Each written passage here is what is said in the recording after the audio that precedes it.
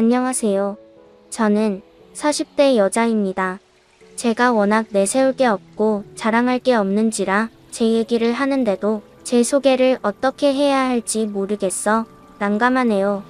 저라고 자랑할 줄 모르고 가질 줄 모르는 사람이 아닌데 어쩌다 힘 많고 가난한 집안에서 태어난 죄로 어려서부터 너무 고생만 하고 살았네요. 가난한 농사꾼의 자식으로 태어난 저는 위아래로 형제들에게 끼어 자란 셋째 딸이었습니다. 남의 땅 빌려 농사 지으시던 부모님은 아무리 열심히 일하셔도 늘 벌이가 적으셨고 그 돈으로 줄줄이 5남매를 키우는 일은 쉽지 않으셨겠죠. 그래서 부모님은 저희들에게 제대로 지원해 주시지도 못하시고 저희도 큰 기대 없이 알아서 자라야 했습니다. 어렸을 적 저는 책 읽는 것도 좋아하고 그림 그리는 것도 좋아하는 꿈 많은 아이였지만 연필 한 자루를 얻는 것도 아쉬운 집안 형편에 많은 것을 일찍이 포기해야만 했어요. 제가 뭐라도 하려고 하면 돈도 안 될 일을 한다, 집안에 도움 안 된다 하시며 말리시는 부모님 때문에 저는 하고 싶은 공부도 제대로 할 수가 없었죠. 머리가 좋은지 교과서만 보고도 좋은 성적을 받던 저는 대학은 꿈도 꾸지 못하고 고등학교도 겨우 졸업하여 그 길로 생업에 뛰어들어야만 했습니다. 그렇게 일찍이 돈을 벌기 시작한 저는 회사 격리부터 공장 생산직에 별별 일을 다 하다가 30 넘은 나이에 돈을 모아 소박하게 제 가게를 차리게 되었어요. 아시는 분으로부터 인수를 받은 작은 기사 식당이었는데 가게가 작아 테이블은 몇 없지만 근처에 경쟁할 만한 식당이 없는 탓에 장사는 꽤 잘 되는 편이었습니다. 기사 식당이다 보니 보통 손님들 오시는 시간대가 정해져 있는 일반 식당과 다르게 새벽부터 저녁 늦게까지 손님들이 계속 있었고 덕분에 쉴 틈 없이 바빠 힘들기는 했지만 제 손에 쥐는 돈이 쏠쏠해 아주 만족하며 살고 있었죠. 그렇게 30을 넘기고 노처녀가 되어가면서도 저는 돈 버는 것밖에 모르고 살았어요.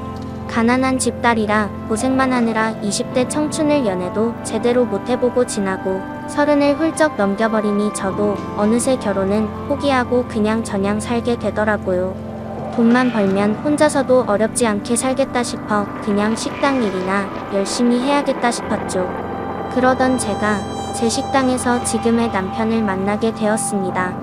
남편이 저희 식당에 자주 밥을 먹으러 오던 택시기사였거든요. 그렇게 손님과 주인으로 만나던 저희는 어느새 정이 들어 결혼까지 하게 되었네요. 남편과 저는 비슷한 점도 많고 가치관도 비슷해서 잘 통하는 부부였습니다. 그 흔한 부부싸움 한 번 없이 서로 얼굴만 봐도 좋은 금슬 좋은 부부였죠. 늦바람이 무섭다더니 연애도 제대로 못해본 저는 남편을 만나며 너무 좋았어요. 택시 운전하는 남편과 휴일마다 여행도 다니고 데이트도 하고 많은 추억을 쌓았거든요. 하지만 저희가 너무 늦게 만난 탓인지 그렇게 사이좋은 저희 부부 사이에는 아이가 생기지 않았습니다. 별 문제도 없다고 하는데 왜 소식이 없는지 답답해 죽을 맛이었죠. 그 와중에 다행이라면 시댁에서는 그 일로 문제를 삼지 않으시더라고요. 아니, 아예 저희에게 관심이 없다고 하는 게 맞겠네요. 사실 택시기사인 남편의 집안은 생각지도 못한 교육자 집안이었습니다. 조부모님은 교사를 하셨다고 하셨고 시아버지와 시어머니는 대학 교수님이셨거든요. 두 분이 같은 대학에서 동료 교수로 만나 일하시다 결혼까지 하셨고 그 후로 장남과 차남인 저희 남편을 낳아 부족한 것 없이 기르시며 주변에서 다들 부러워하는 그런 집안이었답니다. 가난해서 공부도 안 시켜준 저희 집에 비교하자면 하늘과 땅 차이였죠. 그래서 저는 남편이 부럽기만 했는데 남편은 남편대로 아픔이 있었습니다. 아무래도 부모님 두 분 다 교수님이시다 보니 그만큼 자식들에게 거는 기대가 컸던 거죠. 하지만 저희 남편은 그 기대에 부응을 하지 못했다네요. 형은 공부도 곧잘하고 머리도 좋은 것 같은데 저희 남편은 지금도 책 일하면 질색을 하고 공부 쪽으로는 영 재능이 없거든요. 하지만 남편은 운동신경이 좋았고 몸으로 하는 건 뭐든 잘하는 편이었어요. 그래서 어렸을 적에는 축구선수의 꿈을 꾸기도 했지만 무조건 교수를 해야 한다는 부모님의 반대로 적었답니다. 그렇다고 맞지 않는 공부가 시킨다고 될 일도 아니고 결국 지방대를 겨우 졸업한 후로는 부모님 지원 없이 혼자 고생하며 지내야 했죠. 내놓은 자식이다 보니 금전적인 지원도 없었고 남편도 집안 눈치 보기 싫어 일찍 독립해서 혼자 벌어 살았답니다. 지방대라 그런지 취직도 안 되고 그러다 막노동도 하고 고생하다가 지금 하는 택시 운전을 시작했다고 들었어요. 남편이 운동 다음으로 좋아하던 게 운전이었거든요.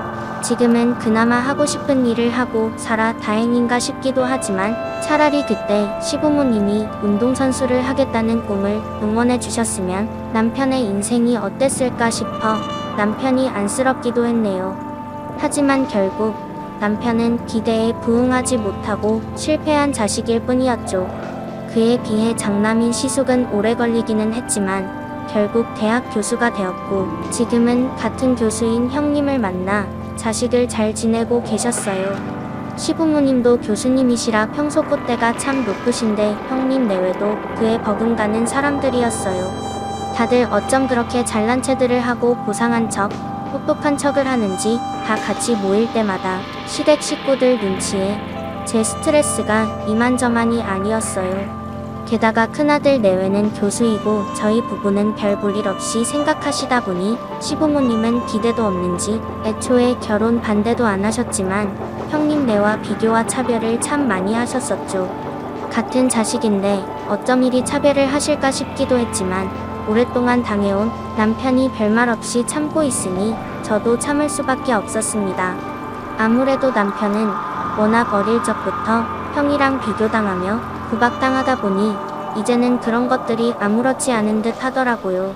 그래도 제가 당할 때는 옆에서 늘 화내주고 제 편이 되어주는 그런 든든한 남편이었습니다. 하지만 남편이 그리 제 편을 들어줘봐야 남편 역시 구박대기 신세이다 보니 결국 저희 부부가 같이 구박덩어리가 되곤 했네요. 그 집 식구들은 저희는 뭘 알겠냐며 대화에 끼워주지도 않고 저희 부부를 그냥 아무것도 모르는 팔푼이 취급했거든요. 무슨 얘기를 그렇게들 재미있게 하세요? 저희도 좀 끼워주시지. 우리가 무슨 얘기를 하면 알아들을 수는 있고 우리 지금 진지한 얘기를 하는 중이니까 동서는 가서 볼일 봐. 어차피 들어봤자 동서는 모를 텐데 재미도 없을 텐데 뭐 하러 끼워줘도 그런 쪽에 관심 있어요. 뉴스도 꼬박꼬박 보고 신문도 매일 읽는 거려. 아유, 너는 참 미련한 소리를 한다. 신문, 뉴스 본다고 세상 만사를 다 알겠니? 내가 그걸 읽어서 제대로 이해나 하는지 모르겠구나. 아무튼 너 말 보탤 자리 아니니까 너는 가서 하던 일이나 마저 해라. 시아버지 목 타시니 가서 차랑 다과라도 좀 내오고 이런 걸 시키지 않아도 분위기 봐서 알아서 할 것이지 이런 센스도 없는 게 어디 끼어들겠다고 그래? 너무 그러지 마세요, 어머니. 동서도 궁금했겠죠. 호기심을 갖는 건 좋은 거니 탓하실 필요는 없죠. 다만 동서도 얼른 자기 분수를 알아야 할 텐데 말이에요. 송충이는 손님을 먹고 살아야 하는 걸 모르면 꼭 탈이 나니까요. 식구들 다 모인 자리에서 입 한번 못 대게 하면서 자기들은 교수라고 저희 부부만 빼놓고 떠들어대고 무시하는데 그럴 때마다 어찌나 답답하고 한스러운지 대학 졸업장이 없다는 게 너무 서러웠습니다. 나도 한창 때는 공부 잘한다는 소리도 듣고 참고서 한 건 없이 만점 받아본 적도 있는 사람이었는데 그깟 대학 못 나왔다고 제가 하는 말은 다 무시당하니 기분이 좋지 않더라고요. 제가 돈이 없어서 대학은 못 나왔지만 머리가 나쁜 편은 아니었거든요. 어딜 가나 머리 좋다는 소리 듣고 제 스스로도 책 읽는 걸 좋아하고 지적 호기심이 많아서 어디 가서 무식하다 소리 들을 정도는 아니었어요.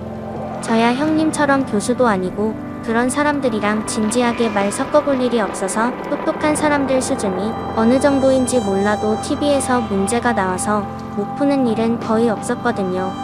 제가 문제를 풀고 공부하는 게 좋아서 평소 퀴즈를 푸는 TV 프로그램은 빼놓지 않고 보는 편이었어요.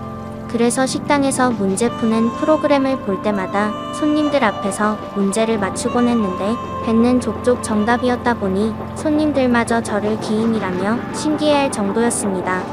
한 손님은 제가 머리가 좋은 것 같다면서 그러지 말고 방송에 출연해 보라고 등을 떠밀기도 했었죠.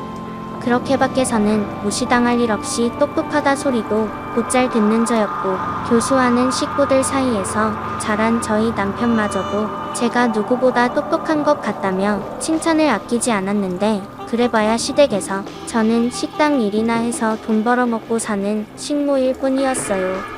시어머니는 밖에서 하는 행사나 모임에는 형님만 데리고 다니시고, 좋은 거 맛있는 게 있으면 전부 형님만 챙기시면서 집안에서 생기는 온갖 굳은 일은 죄다 저한테만 떠넘기셨거든요. 보통 맏며느리들이 해야 할 일들도 형님은 곱게 커서 못한다며 저한테만 시키시더라고요. 이러다 제사도 둘째인 저희한테 넘겨주실 생각인지 명절이나 제사나 늘 빠짐없이 저 혼자 일을 했네요. 형님은 교단에서 학생들 가르치니 손에 물 붙이면 안 되고, 저는 식당에서 다를 만큼 다왔으니 막 굴려도 된다 싶으신지 매번 주방에 있는 건 저 혼자였죠. 그날도 마찬가지였어요. 그날은 시어머니의 생신으로 시댁에 다 같이 모인 날이었는데, 매번 외식을 하시자던 분들이 그날따라 무슨 바람이 부셨는지 집에서 간단하게 하고 싶으시다 하시더라고요. 며칠 뒤에 해외여행을 떠나신다 그러시더니 괜히 밖에서 힘 빼고 싶지 않으셨던 듯 했어요. 이번 생일은 그냥 집에서 간단하게 하자꾸나. 아무래도 여행 준비하느라 피곤해서 그런지 밖에 나가기도 귀찮고 그러네. 그럼요, 어머니. 여행 전에는 조심하시는 게 아무래도 좋죠. 그럼 이번 생신은 집에서 식사 준비해서 하는 걸로 할까요? 그럼 제가 케이크 준비할게요, 어머니. 그래, 그러자. 뭐 칠순도 아니고 매년 하는 생일 어떻게 매번 잘 보내겠니? 아무튼 그러니까 그날 둘째 내가 와서 상 좀 차려봐라.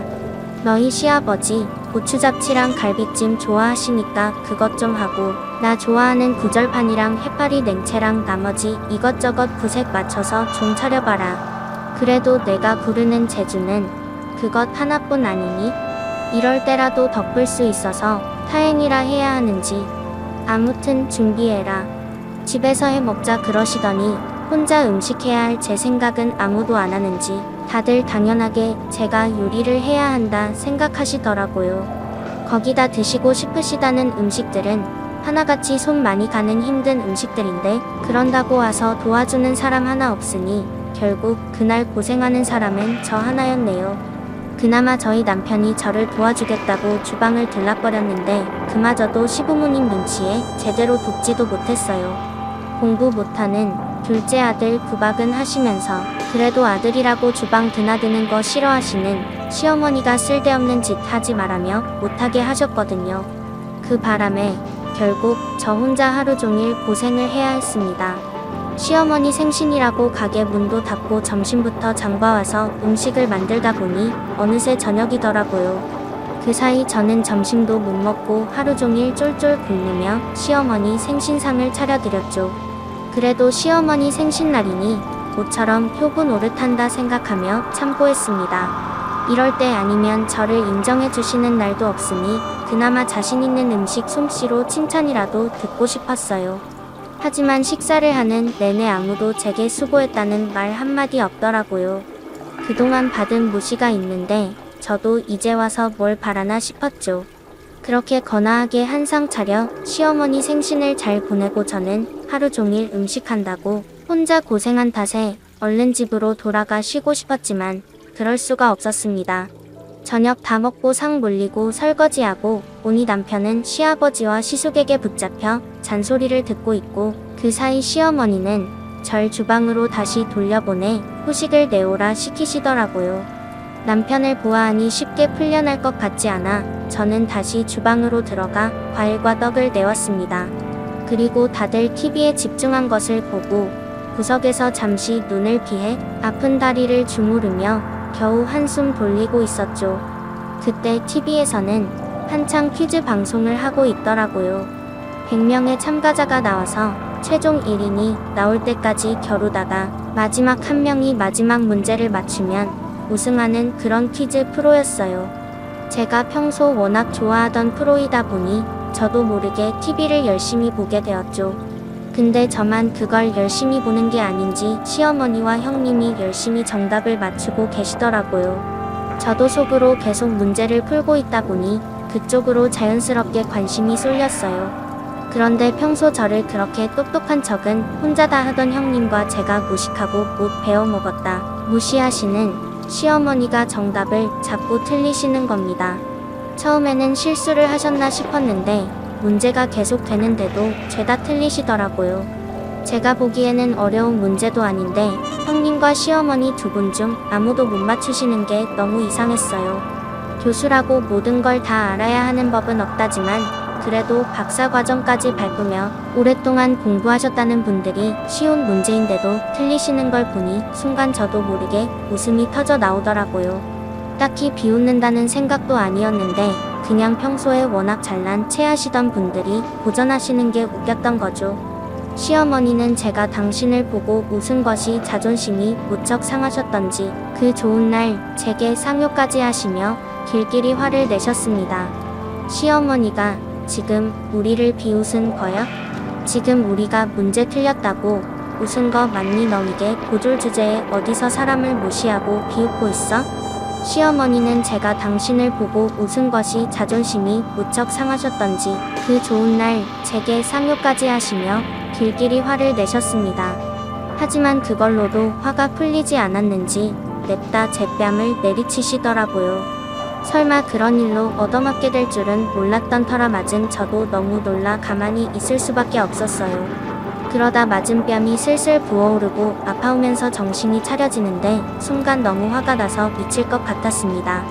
제가 그동안 별꼴 다 보고 살았지만 설마 시어머니한테 맞게 될 줄은 몰랐는데 그것도 좀 웃었다고 이렇게 얻어맞다니 억울하더라고요. 지금 뭐 하신 거예요? 지금 저를 때리신 거예요? 한 대 가지고는 정신이 안 드냐? 지금 내가 맞았는지 어쨌는지도 몰라? 이게 무슨 짓이에요?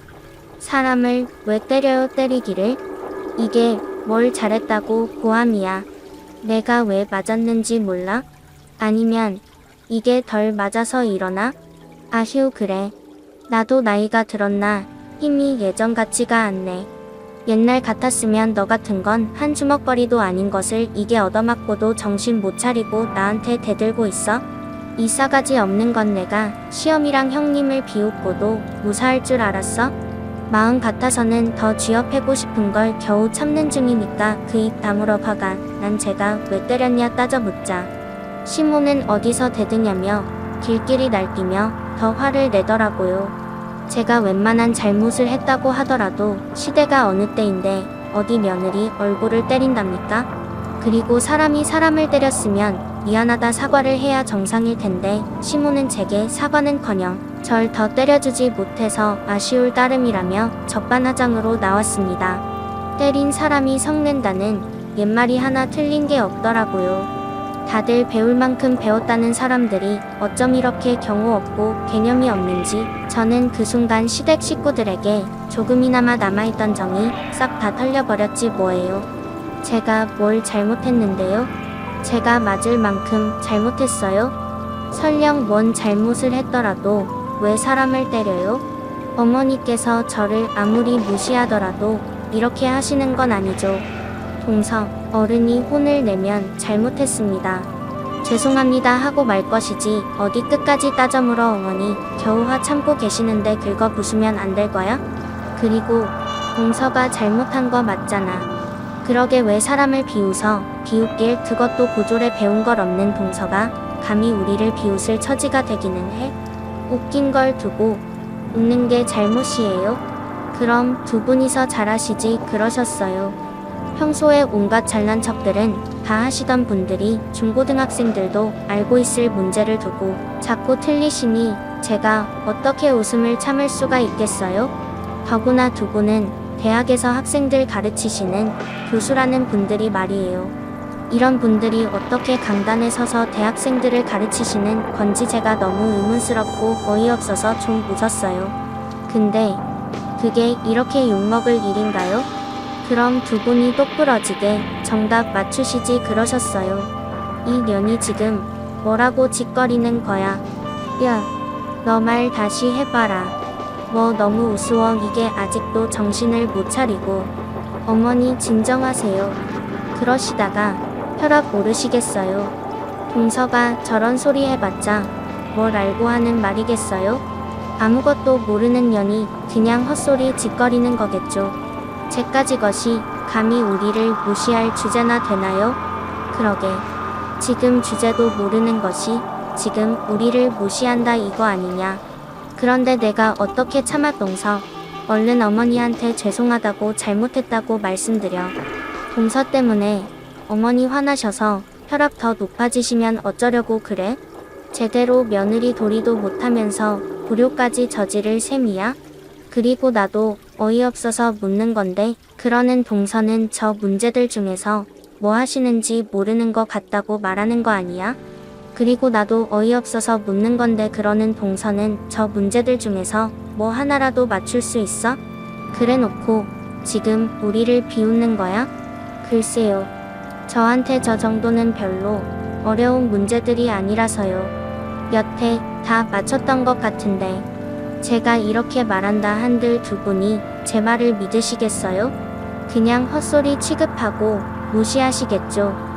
그동안 제가 맞는 말에도 그때마다 뭘 알고나 하는 소리냐며 나대지 말라고 하셨잖아요. 그런데 이제 와서 뭘 그런 걸 물어보세요? 그러니까 동서 말은 지금 동서가 저기 문제들 다 맞출 수 있다는 거 아니야. 그래서 우리가 틀리는 걸 가지고 비웃었던 거고. 그 말이지? 딱히 비웃으려고 그랬던 건 아니지만 웃겼던 건 맞으니까 뭐 비슷한 거죠.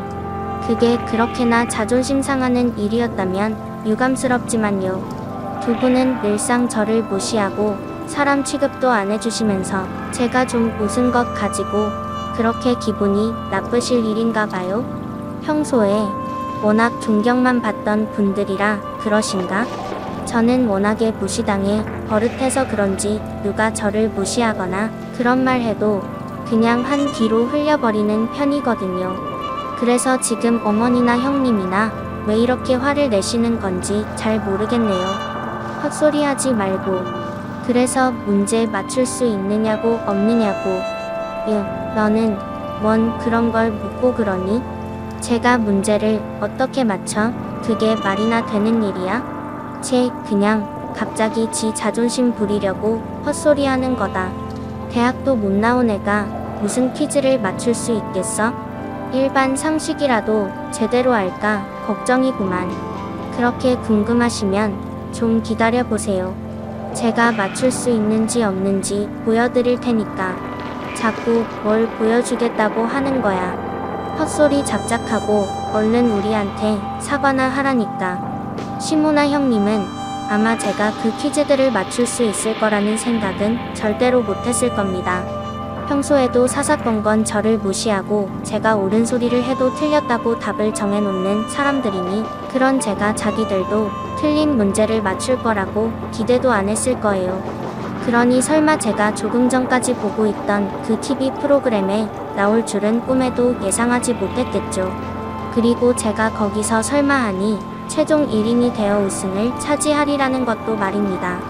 여러분도 거기까지는 예상하지 못하셨겠지만 사실 그날 방송에 제가 출연을 해서 우승을 했었거든요. 기다려들 보시라니까요. 어차피 제가 백날 첫날 설명해봐야 믿을 생각도 없을 거고 저도 일일이 문제나 맞추고 재론 떨고 있을 바에 직접 한번 보여드리는 게 설명하는 것보다 나을 것 같아서요. 그러니까 입 다물고 TV나 집중해서 보세요. 곧 나오니까. 너 끝까지 안 멈추겠다 이거야? 입 다물고 뭘 어째 이게 아주 돌았다 하니까 실미한테 별상스러운 소리를 다 해. 상스러운 소리는 지금 어머니가 하시는 거고요. 그리고 이제 와서 저한테 더 놀라거나 실망할 거리가 있기는 하세요. 애초에 저 같은 사람한테는 기대도 없으셨으면서. 이제 곧 나오겠네요. 이제 곧 다른 사람들이 다 떨어지고 한 사람만 남거든요. 그리고 그때 마침 5명 남아있던 40번째 문제에서 저만 남기고 모두가 탈락하는 상황이 벌어졌습니다. 최종 문제만큼 어려운 문제는 아니었지만 헷갈릴 법한 여지가 있다면 사람들이 실수를 많이 한 듯 하더라고요. 그 바람에 저만 빼고 모두 불이 꺼지며 탈락이 되었고 그제서야 유일한 생존자인 제가 카메라 화면에 잡히게 되었습니다. 그렇게 TV에는 제 얼굴이 단독으로 걸리게 되었고 한창 제게 따져묻던 시어머니와 형님은 TV에 나오는 제 얼굴을 보고 깜짝 놀라며 믿을 수 없다는 표정을 짓고 있었어요. 저게 뭐야? 저거 설마 동서야? 이게 무슨 일이냐? 대체 얘가 저기에 왜 있는 거야? 아니, 너 지금 우리 너로 보라고 한 게 설마 저거였냐? 내가 이 퀴즈 프로그램에 나갔었다고? 네, 제가 평소에 이 프로그램을 즐겨 보거든요.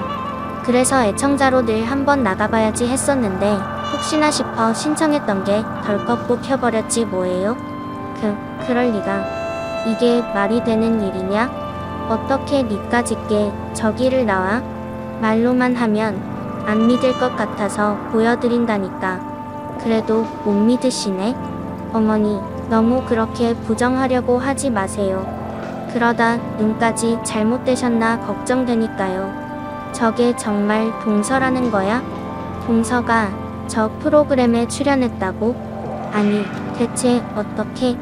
시어머니와 형님은 여전히 믿기지 않는 듯 부정하고 싶어 하셨지만 자기들 눈과 귀로 보고 듣는 것까지 부정할 수는 없었습니다. 제가 최후의 1인으로 남아 나머지 문제를 푸는 것을 보고는 두 사람 다 할 말을 잃고 입이 떡 벌어져라 보고 있더라고요. 그것도 그럴 게 그 와중에도 그 두 사람은 나머지 문제마저 맞히지 못하고 틀려버렸으니 제 앞에서 더 할 말이 없었겠죠. 그렇게 방송 안에서 저는 마지막 문제까지 무사히 마친 후 최종 1인이 되어 상금을 타게 되었습니다. 그리고 제가 우승자로 TV 화면 가득 나오자 두 사람은 말도 안 된다며 소리를 지르더라고요. 말도 안 돼, 동서가 저기서 최종 우승을 했다고? 저기 의사, 변호사 온갖 머리 좋은 사람들이 다 나왔는데 그런 사람들 다 제치고 대학도 문턱도 못 밟은 동서가 우승을 한다는 게 말이나 되는 소리냐고. 이거는 뭐야. 그렇지 않고서야 어떡해. 그래. 이건 뭔가 있다. 너 무슨 짓을 한 거야. 너 저기 방송국 사람들과 짜고서 정답을 미리 받아서 외운 거 아니야? 아니면 뭐 저기 방송하는 사람들이랑 아는 사이라던가 뭔가 있는 거야. 분명히 방송국에서 무슨 이득이 있다고 저 같은 평범한 사람한테 그런 이득을 주겠어요? 형님 말처럼 저기 나오는 사람들 변호사, 의사, 교사 난다 긴다 하는 사람들인데 그 사람들 두고 왜 괜히 저 같은 사람을 우승자로 뽑아서 좋은 일이 뭐가 있다고요? 제가 돈이 있어서 방송국에 로비를 한 것도 아니고 평생 굳은 일만 한 제가 방송국에 아는 사람이 있을 리도 없죠. 그리고 요즘이 어떤 세상인데 이런데 나와서 짜고 치는 걸 보여주겠어요? 망할 생각 아니고서야. 저나 저기 있는 다른 사람들이나 전부 시험 봐서 통과해서 출연한 거예요. 뭐 퀴즈 몇 개 못 맞췄다고 세상 망하는 것도 아니고 똑똑한 다른 사람들은 방심했을 수도 있죠. 저는 워낙 문제 푸는 걸 좋아해서 끝까지 갔을 뿐이고요. 솔직히 여기 문제가 못 풀 정도로 어려운 건 아니잖아요. 책 좀 읽고 시사 상식만 가져도 할 수 있는 건데. 근데 그 상식을 형님과 어머니께는 계속 틀리신 건가? 두 분 다른 공부라도 좀 하시는 게 어떻겠어요? 이러다 제 앞에서 뿐만 아니라 학생들 앞에서까지 창피당하면 곤란하시잖아요. 그죠? 이제는 하다 제가 우승한 것까지 조작이라며 난리 피우는 두 사람을 보니 저도 더 이상 당하고 있기 싫더라고요. 퀴즈쇼에서 우승하면 더 이상 무시하지 않는 게 아니잖아요. 우승하면 더 이상 무시하지 않고 인정해 주려나 했더니 그 사람들한테 저는 끝까지 모자란 고졸 식모일 뿐이었습니다. 아무리 보여줘도 끝까지 무시하려고 그러는데 제가 그 사람들한테 열심히 설명하고 저를 내세워봐야 뭐 할까 싶더라고요. 그래서 저도 이제 더 이상 참고 싶지 않다고 생각하며 일부러 약 오르라고 더 말을 세게 내뱉었습니다. 평소 교수라는 타이틀의 목매는 그 사람에게 모욕적인 말이었죠. 인연이 보자 하니까 정말 못하는 말이 없네. 그래서 내가 뭐 저기서 우승 좀 했다고 아주 잘난 것 같냐? 그래봐야 내가 고졸인 건 안 변해. 내 말 맞다나 저기서 나오는 문제들이야 다 풀 수 있는 거고 우리가 실수했을 뿐이지. 너랑 우리 수준은 비교도 할 수 없는 정도라고. 어디서 감히 나를 무시해? 날 때부터 잘난 머리에 부족한 것 없이 태어난 내가 동서랑 같은 줄 알아? 내가 상급이면 너는 하급 중에서도 아주 바닥인 최하급인 거야. 사람이 주제를 알고 나대야지. 어디서 교수들한테 고졸이 입을 털어 그러자 그게 기분이 너무 나빴던지 기어이 발악을 하더니 둘이서 저를 아주 잡아먹으려고 하더라고요. 시어머니는 분을 못 참고 얼굴이 시뻘개질 정도로 식신을 뱉었습니다. 시어머니는 저를 무시하던 대로 자기 태생과 저를 비교하며 저를 깔아뭉개더라고요. 그런 취급이야 뭐 하루 이틀도 아니다 보니 그러려니 하는데 아까 제 뺨을 때린 시어머니가 이번에는 제 머리채를 잡으려고 하는 겁니다. 그러자 그때 저희 남편이 달려 나와 시어머니를 거칠게 밀치며 저를 감싸주더라고요. 그 바람에 시어머니는 엉덩방아를 찍고 마셨죠. 시아버지와 시숙이 시어머니를 챙기시며 남편을 탓하셨지만 남편은 뚜껑이 열렸는지 화를 참지 않았습니다. 지금 다들 뭐 하는 짓이에요? 이 사람이 할 말 하는 것 같아서 그냥 두고 보려고 그랬더니 둘이서 아주 작정하고 달려드시네. 다들 사람 잡으려고 작정했어요? 이제는 너까지 나와서 거드는 거야? 내가 아니라 전현이 먼저 했어. 전현이 저 망할년이 못 배워 먹어서 그런지 위아래도 모르고 말이야. 시엠이고 형님이고 아주 시댁 식구들 찜쪄 먹으려고 이러는데 내가 어떻게 가만히 있어? 그만 좀 하시라고요. 저 사람이 뭘 얼마나 그렇게 잘못했겠어요. 잘못을 했으면 두 사람이 먼저 했겠죠? 제가 어머니를 몰라요? 형수를 몰라요? 두 사람이 평소에 저 사람한테 어떻게 하는지 내가 모르지를 않는데 근데도 뻔뻔하게 그런 소리를 해요? 그래서 지금 너도 제 편을 들겠다 이거냐? 이것들이 쌍으로 미쳤나? 뭘 잘못 먹기로도 한 거야 뭐야? 어디 애미 생일에 언성을 높이고 행패를 부려? 그러게. 저도 어머니 생신이라 겨우 참으려고 그랬던 건데 어머니도 생신이시면 눈치껏 좀 하시지 그러셨어요. 사람이 어디까지 참을 수 있나 시험해 보시는 거예요? 그게 아니고서야 어떻게 매번 이렇게 끝까지 이러시냐고요. 사람들이 어쩜 이렇게 못돼 먹고 사악해요. 이 사람이나 저나 똑같은 사람입니다. 이 집 식구들이고요. 근데 같은 가족을 그동안 그렇게 무시하고 괄시하는 게 그게 맞는 겁니까? 어머니 생일에 어떻게 언성을 높일 수 있냐고요? 그럼 어머니는 저를 아들로는 생각하신다는 말씀이세요? 뭐, 그럼 내가 우리 아들이지 누가 아들이야? 얘가 왜 갑자기 안 하던 짓을 하고 그래? 글쎄요. 제가 이 집 아들인지 늘 의문이었는데 이제는 정말 모르겠습니다. 제가 어머니 아들이면 저 사람은 어머니 며느리 아닙니까? 근데 어머니는 저 사람 한 번이라도 며느리로 인정하신 적 있으세요?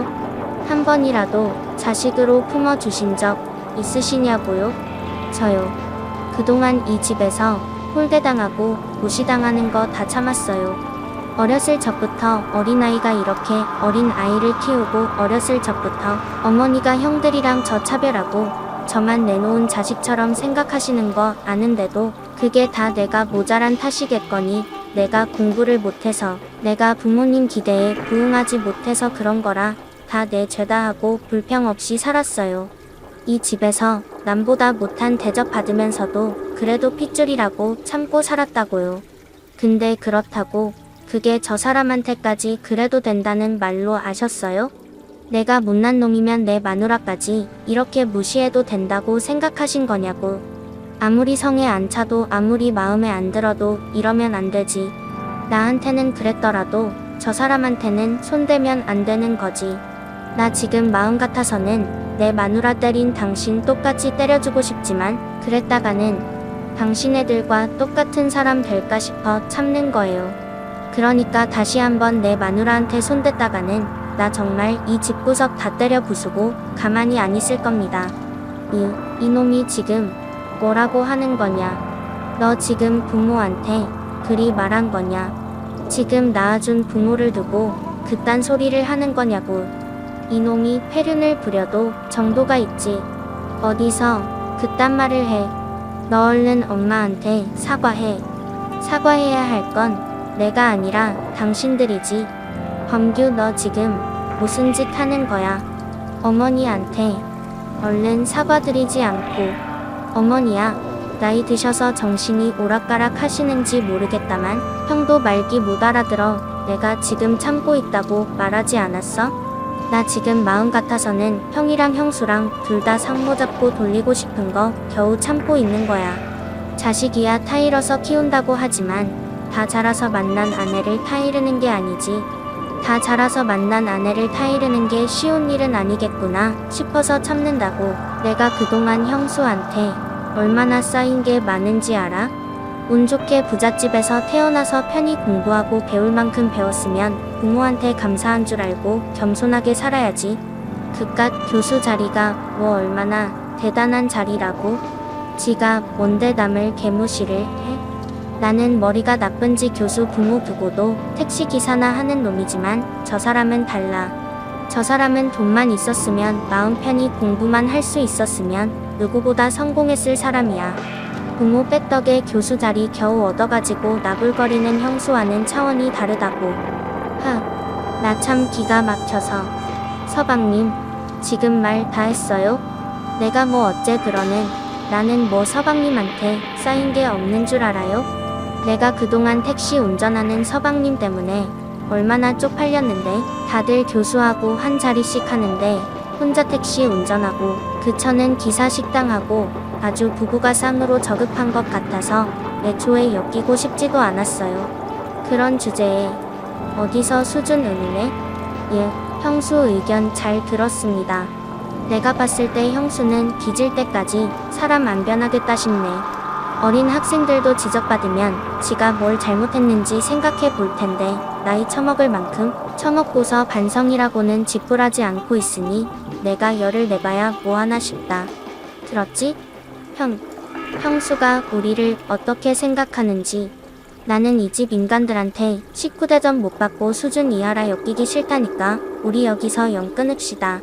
나도 남보다 못한 가족들이랑 엮이고 싶은 마음 없으니까.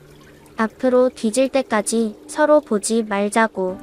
어머니, 아버지, 저 아직 화는 안 풀렸지만 그래도 인사는 하고 갈게요. 마지막으로 두 분 제 절 받으세요. 남편은 그동안 쌓였던 게 많았는지 시댁 식구들에게 거친 말들을 쏟아냈습니다. 처음에는 이러다 사단이 나는 게 아닌가 싶어 걱정스러웠지만 제 대신 화내주는 남편의 모습을 보니 괜히 제가 다 통쾌해지더라고요. 그동안 저나 남편을 그리워하는 것들도 다 알았고 그동안 저나 남편을 그리 무시하고 교수라 잘난 식구들이 말 한마디 제대로 반박도 못하고 있는 걸 보니 더 속이 시원했었죠. 그러더니 남편이 시부모님 앞에서 두 번 큰 절을 하는 겁니다. 한국 사람들이라면 두 번 절하는 게 무슨 의미인지 모르는 사람이 없겠죠. 시부모님께서도 그게 무슨 의미인지 아셨는지 남편의 절을 받고 뒷목을 잡으시더라고요. 이놈이 지금 내 앞에서 이딴 짓을 찰둔 애 놈이 기어이 우리 도로 일찍 죽으라 고사를 지내는구나. 이 베어먹지 못한 농묵 베어먹은 놈이 하는 짓에 뭐 그리 열을 내세요? 저한테 실망하신 게 하루 이틀도 아니실 텐데. 저는 그냥 장례식에 못 갈 것 같아서 미리 인사드리는 겁니다. 아무튼 저는 마지막 인사까지 했으니 이제 가볼게요. 돌아가실 때 연락 안 주셔도 되고요. 이 집 유산이니 뭐니 그딴 거 관심 없으니까 앞으로 이 집 아들은 장남 하나라 생각하고 남은 식구들 행복하게 사세요. 저는 저 사람이랑 단둘이 행복하게 살랍니다. 결국 남편은 시댁에 연을 끈 차며 폭탄을 터뜨렸고 시부모님이 뭐라 말씀하시기도 전에 일방적인 통보를 하고 저를 데리고 그 집을 나와버렸습니다. 어차피 기대 없는 자식이라 이런다고 신경 쓰지 마세요. 그래도 자식이라 그런지 그 후로 시부모님께 몇 번 연락이 왔었는데 남편이 번호를 차단해버려서 연락이 되지 않자 시숙이 저한테 연락해서 남편을 달래보라고 하더라고요. 하지만 저까지 그 연락을 무시를 하자 몇 번 더 연락이 오더니 잠잠해졌습니다. 어차피 그 집에서 우리만 객식구였으니 저희 없다고 무슨 큰일이 있겠나 싶지만 저희는 그 집 식구들과 함께 살고 싶었습니다. 그 식구들을 보지 않아 좋았네요. 시댁과 연을 끊은 뒤로 저희 부부는 조금 더 안정적인 삶을 찾게 되었거든요.